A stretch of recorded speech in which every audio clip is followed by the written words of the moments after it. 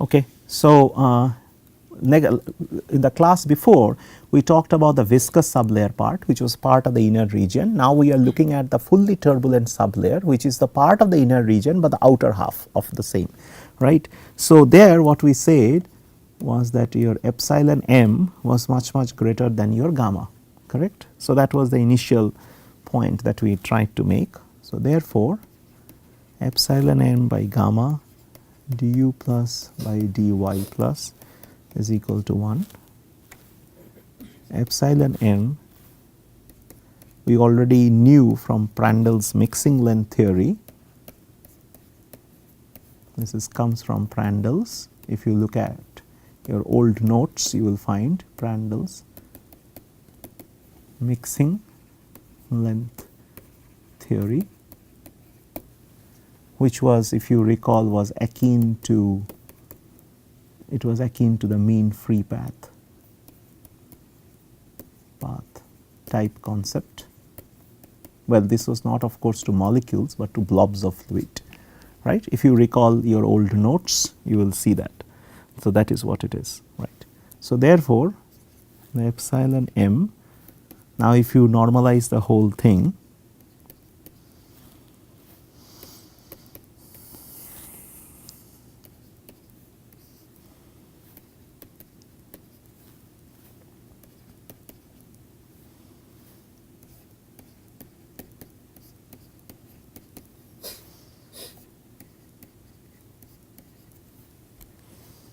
right. So, this is the normalization, okay, that we have to do, knowing that epsilon m, remember there is no gamma now, right, there is no kinematic viscosity, okay. Well, it comes through that. So, therefore, k square y plus square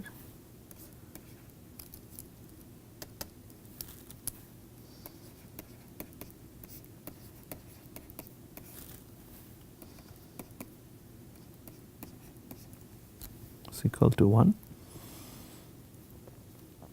Okay. This is the total expression, which is a little bit different from this. This was the expression for that. This is the expression for this, right. Now, the integration, okay, this equation, therefore, this needs to be integrated from, okay, the y plus VSL, which is basically the viscous sublayer, right, because the integration cannot be from 0, it has to start from the VSL, like the viscous sublayer, correct. So, the integration has to be performed from the VSL, got it. So, all we need to do is therefore to integrate this particular expression, okay, from this particular limit, that is the limit of integration, okay. So, therefore, if you do the integration now, u plus will be 1 over k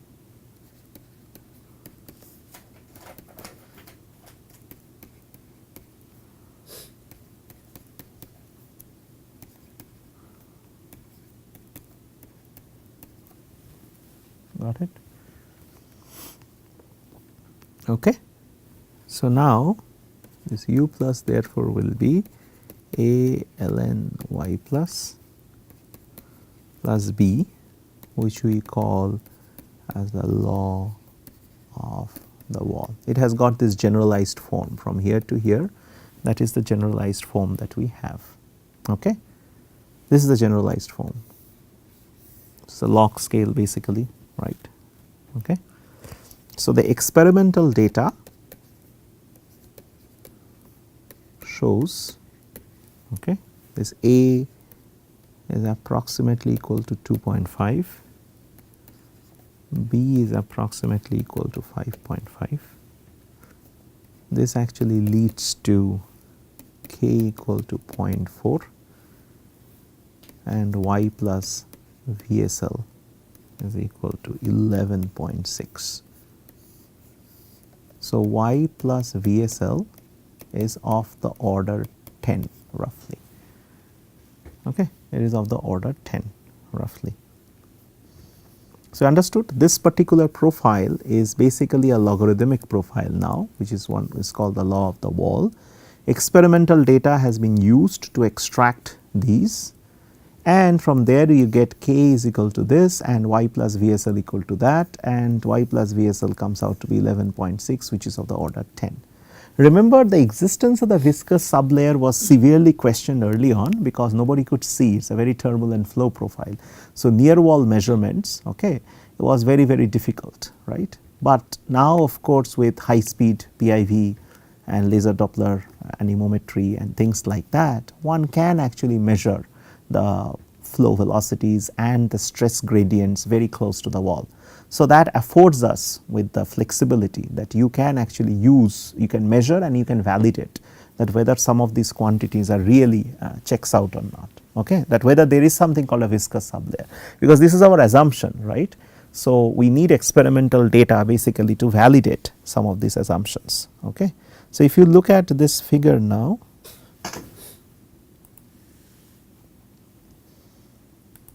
which basically gives you, this is once again u plus, this is y plus, right, and we have been able to take some of these measurements, right, in a turbulent boundary layer without any longitudinal pressure gradient, which is exactly the flat plate problem, and A of 2.44 and B around 5, which is the values that we said will match the data, has been used basically to fit the profile, okay. So, got it. So, you can see that this is the profile that has been fitted, right. So, you can see that around this particular point onwards, okay, see the deviation starts to happen from this particular profile, right, as you go more and more towards the viscous sublayer, right, okay.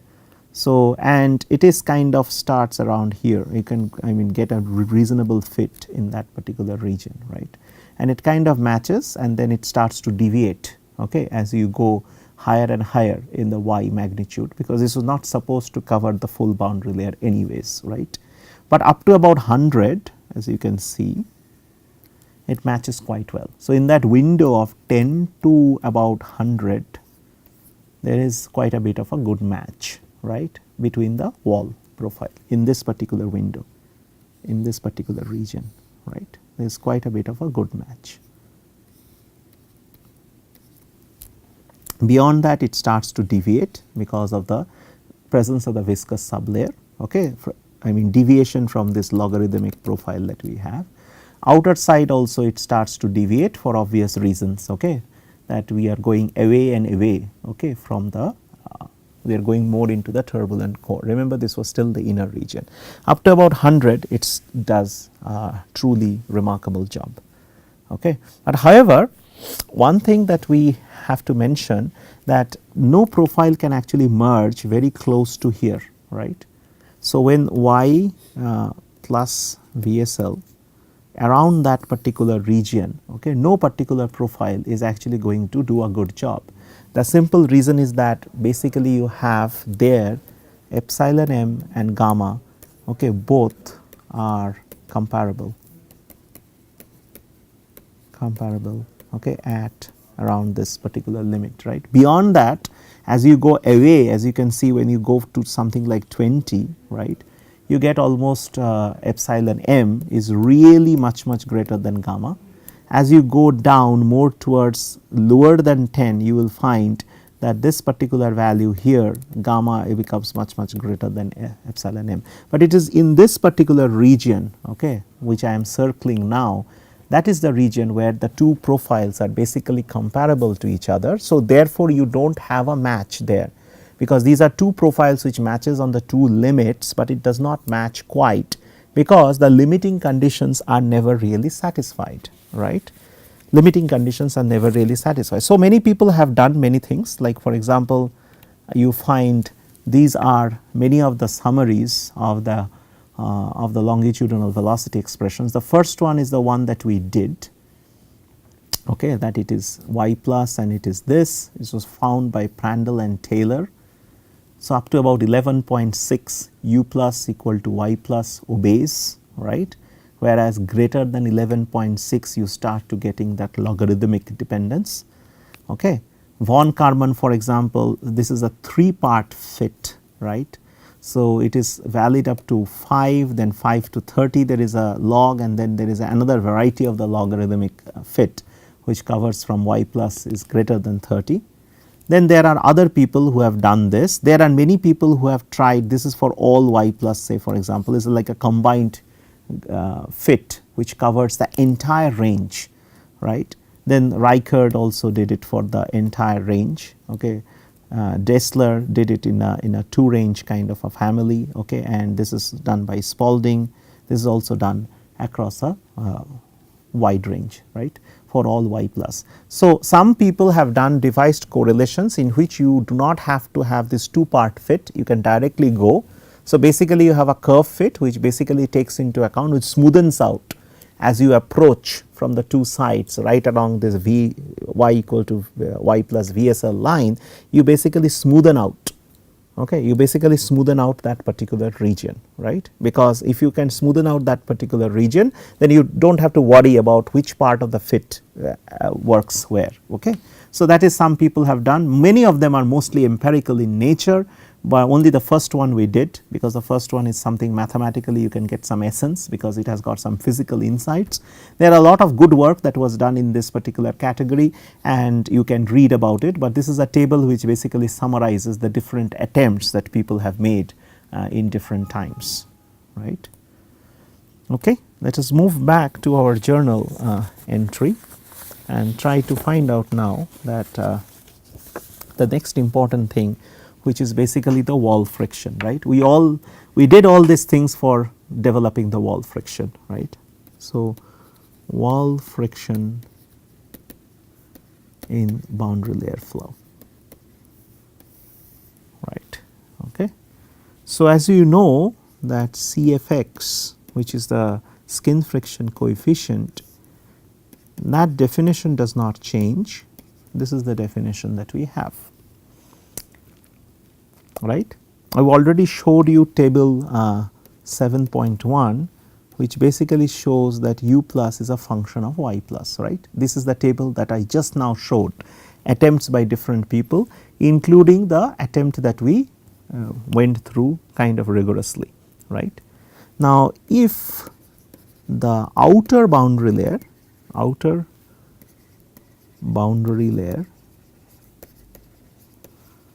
thickness is delta, then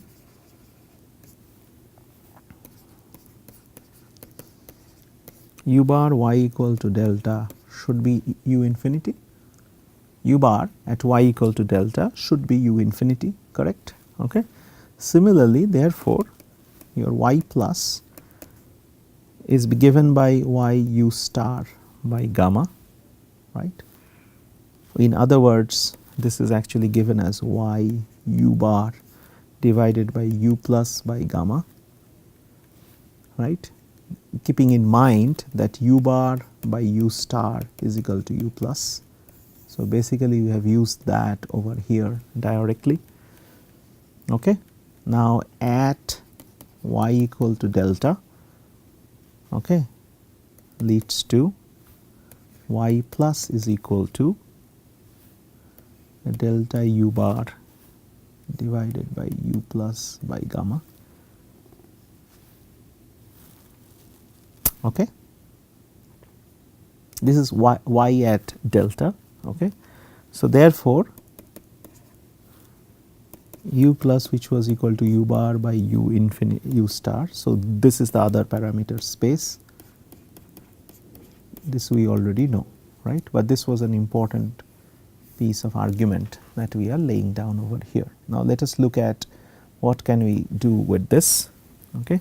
So, therefore, your u infinity by tau naught by rho to the power of half, because u bar is equal to u infinity at the edge of the boundary layer, that is nothing but a function of delta u bar divided by u plus by gamma,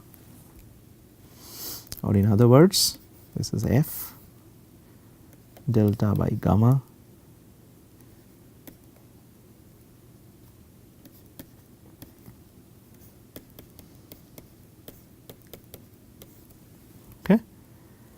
So, in other words, this leads to f delta by gamma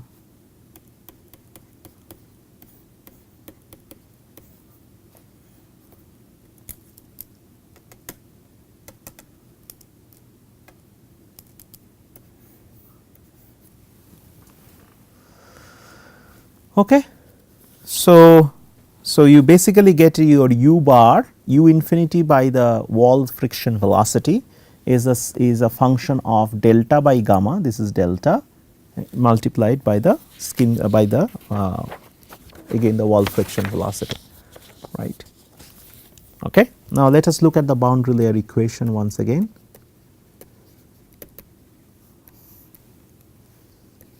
U bar du by dx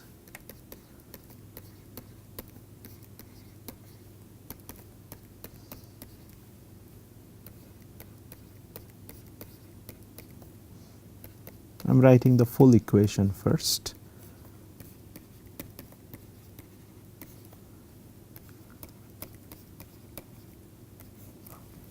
Okay. We know that this particular part is equal to 0 for flat plate. Okay. Now, we integrate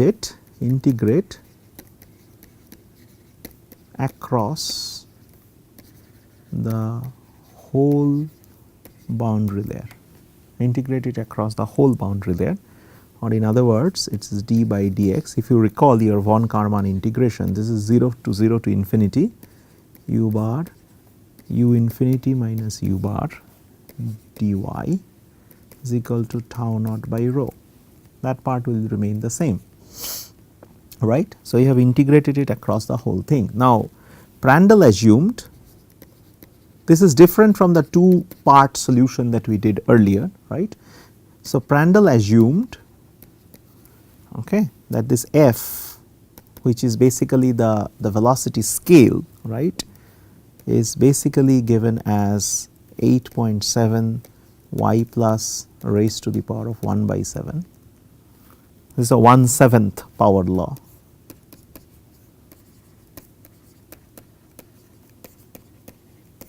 Lot different from what we had earlier. So, therefore, your u plus is basically given as 8.7 into y plus raised to the power of 1 by 7, right. So, now using this we already know that what the relationship between u plus and all the other variables are, right. You can write it here.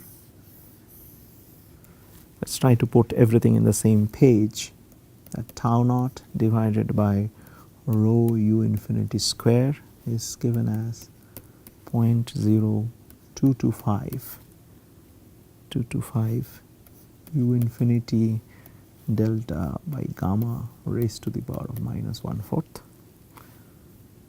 Delta by x is given as 0.37 u infinity into x by gamma raised to the power of minus 1/5, which is basically also turns out to be 0.37 into Reynolds number to the power of minus 1/5. It is a lot lower dependence on Reynolds number that you can see. So, half CFX okay, is given as 0.0296 u infinity x by gamma raised to the power of minus 1/5. Got it? Okay. So, you can see that these are the two relationships that you get. Okay, one is a 1/5 dependence of CFX, right, and you have the delta, which is the boundary layer thickness, grows as Reynolds number to the power of minus 1/6. Now, 1/5. Okay. So, in this particular context, if you look at, you can look at the CFX plots and compare it with your laminar boundary layer case. So, it is figure 7.6 in Bechan, okay, where you can see that this is how this thing will actually grow. So, you can see for the CFX for a laminar flow will be something like this. starts from 10 to the power of 5, this is about 10 to the power of 6, just putting the scales here, 10 to the power of 7, 10 to the power of 8 and 10 to the power of 9. Okay. And this is of course the scale caps off at 10 to the power of minus 2, this is 10 to the power of minus 3. Okay. So, this is the CFX for the laminar flow, this is CFX, okay, and this is the corresponding u infinity x by gamma. Remember, we have not used the wall conditions over here, okay, and the profile that was chosen by Prandtl, which is the 1/7th law, does not hold in the inner region. It does not hold in the inner region. It does not satisfy the inner region, right? We already you can plug it in and you can see it for yourself, right? So, this is it starts somewhere here and then it kind of grows on and on, something like this. Okay. So, this is for the turbulent.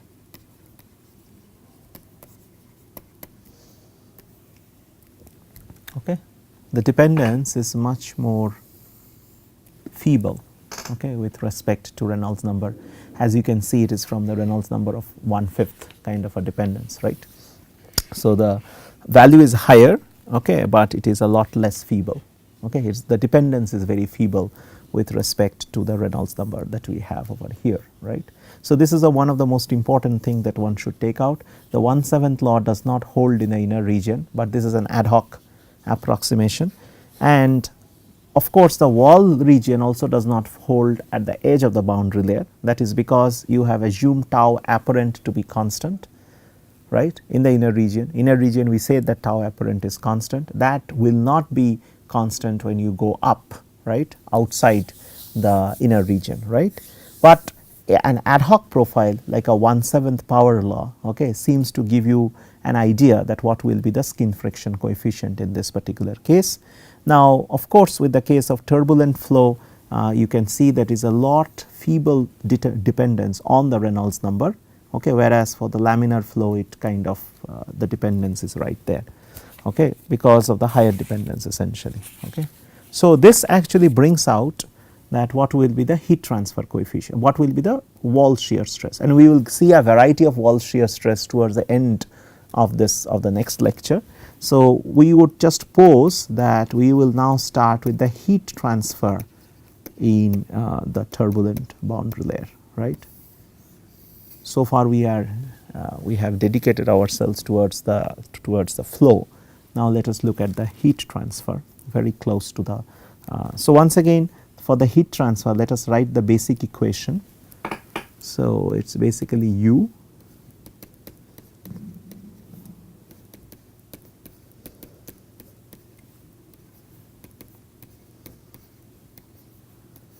and we will pick it up, start it here, we will pick it up in the next class.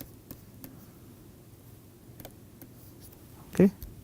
So, this is the total equation. Once again we have assumed that d by dy is greater than d by dx is the boundary layer assumption. So, this exactly looks like your laminar boundary layer, except that you now have this eddy thermal diffusivity coming into the picture, right. So, eddy thermal diffusivity is important, and you see that this eddy thermal diffusivity is the one that will play basically spoil sport here. So, also this particular thing, this is basically called the apparent